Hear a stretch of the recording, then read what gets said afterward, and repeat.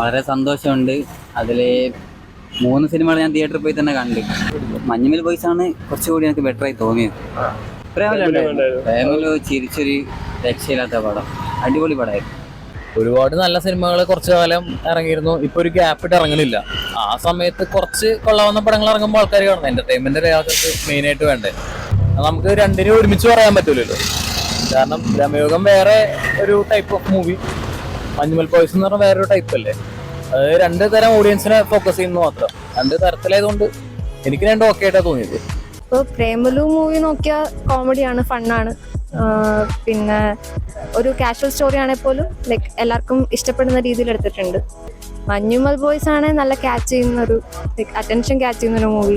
ഇപ്പൊ ഈ വന്നതുപോലെ മഞ്ഞുമൽ ബോയ്സ്, പ്രേമലു ഒക്കെ പിന്നെ കാണുമ്പോൾ ഒരു ഇതുണ്ട്. പ്രേമലു ഒക്കെ ആണെങ്കിലും കോമഡി ആയിരുന്നു, അല്ല മറ്റേതാണ് ത്രില്ലർ പടമായിരുന്നു. കാണാനുള്ള ഒരു ഇതുണ്ട്.